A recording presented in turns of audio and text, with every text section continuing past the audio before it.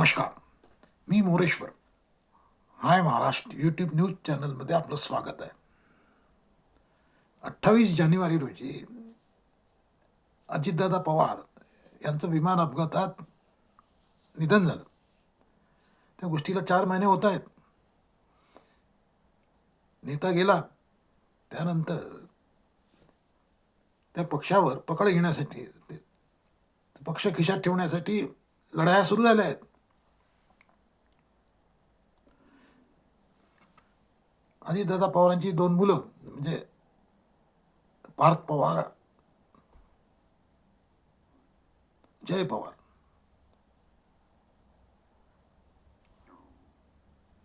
सक्रिय झाले आहेत असं दिसतंय. दादांच्या निधनानंतर राष्ट्रवादी म्हणजे अजितदादांची राष्ट्रवादी, अजितदादांचा राष्ट्रवादी पक्ष, या पक्षात वर्चस्व कोणाचं असावं म्हणजे वर्चस्वाला घेऊन संघर्ष सुरू झाला आहे, पेटला आहे संघर्ष. आता उघडपणे ते बाहेर येत नाही आहे, पण ते काय सुरू आहे आतमध्ये खतखत ते आता बाहेर यायला सुरुवात झाली आहे.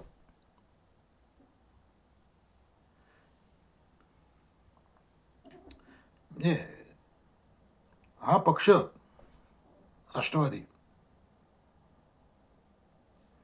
आपल्या हातात तर हवा, आणि सुनेत्रा वहिनी म्हणजे सुनेत्रा पवार, अजितदादांच्या पत्नी, यांना नामधारी अध्यक्ष करायचं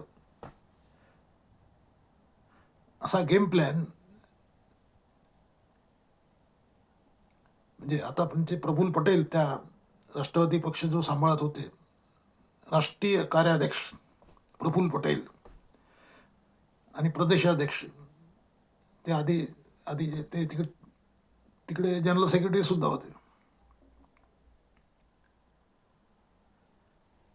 सुनीता वहिनींना नामधारी करायचं आणि पक्ष आपल्या हातात ठेवायचा. म्हणजे प्रफुल्ल पटेल आणि सुनील तटकरे या मंडळींचा हा डाव उलटलेला दिसतोय. मुळात तसा डाव होता का? सुनित्रा वहिनींना नामधारी करायचं प्रयत्न होता का? याच्या बऱ्याचशा गोष्टी आता बाहेर यायला सुरुवात झाली. म्हणजे 16 फेब्रुवारी रोजी प्रफुल्ल पटेल, तटकरे यांच्या सहीने एक पत्र निवडणूक आयोगाला गेलं. त्यात त्यांनी म्हटलं होतं की अध्यक्ष मी सुनित्रा वहिनी आणि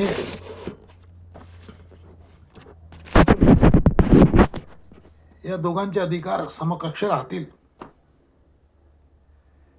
म्हणजे हा एक प्रकारे घटनाबद्दलच होता.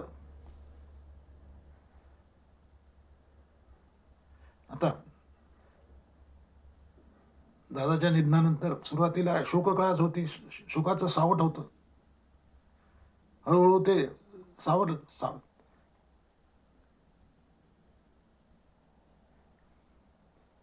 दादांच्या मुलांना जे परिस्थितीची जाणीव झाली त्यावेळी ते ॲक्टिव्ह झाले.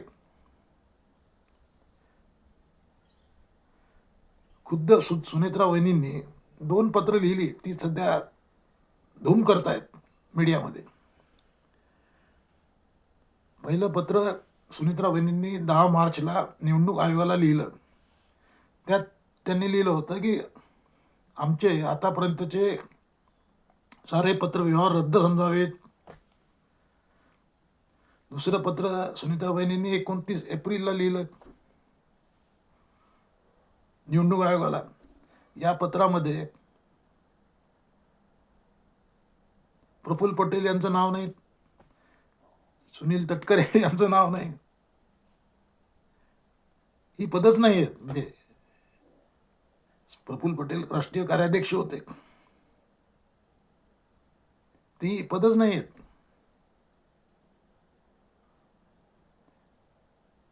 म्हणजे पार्थ पवार म्हणजे अजितदादांचा मुलगा पार्थ पवार यांना जनरल सेक्रेटरी दाखवलेला आहे.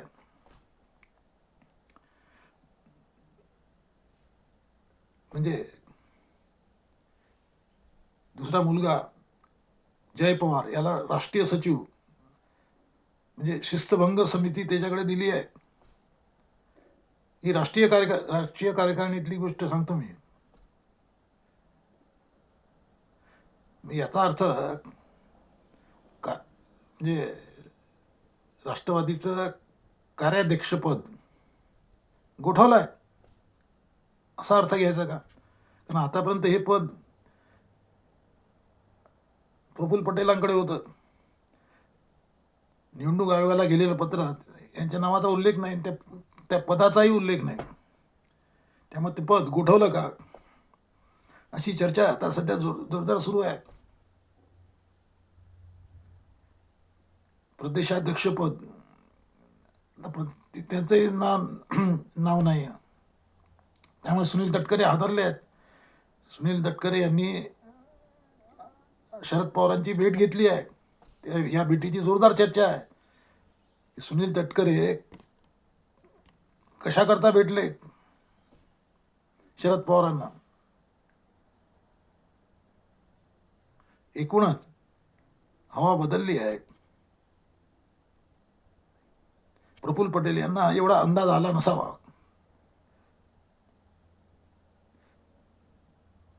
कारण आता पूर्ण म्हणजे सुनित्रा वहिनींना शह देण्याचा त्यांचा प्रयत्न, त्यांचा डाव म्हणून त्यांना नामधारी ठेवायचं, त्यांच्या नावाने आपण राज्य करायचं असं काही प्रफुल्ल भाईंच्या मनात असावं असं दिसतंय. ते सर्व आता डाव उलटला आहे. त्यामुळे आता हे पार्थ पवार आणि जय पवार या दोन मुलांच्या मनात आहे काय, आणि सुनीता वहिनींना नेमकं काय करायचं आहे, हे प्रश्न उपस्थित झाले आहेत. पदाधिकाऱ्यांची नियुक्ती आता पार्थ पवार यांनी आपल्या हातात घेतलेली आहे असं दिसतंय.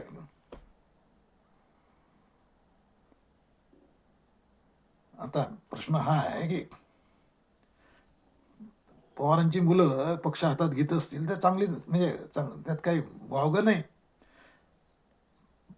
पण पक्ष चालवतील का, ते त्यांना चालवता येईल का? किमान बारामतीपुरता तरी, पश्चिम महाराष्ट्रापुरता तरी, हा हे प्रश्न आहे. प्रफुल्ल पटेल कच्चे खिलाडी नाहीत. त्यांनी जे पत्ते टाकले त्यात त्यांनी हे सर्व अंदाज घेतला असावा, किंवा अंदाज आला नसावा, त्यांना अंदाज चुकला असावा. पण जे काही झालं आहे, होत आहे, त्यातून प्रफुल्लभाई मोठा निर्णय करण्याची शक्यता आहे. तटकरे सुद्धा मोठा निर्णय करू शकतात. तो काय असेल ते लवकरच तुम्हाला कळेल.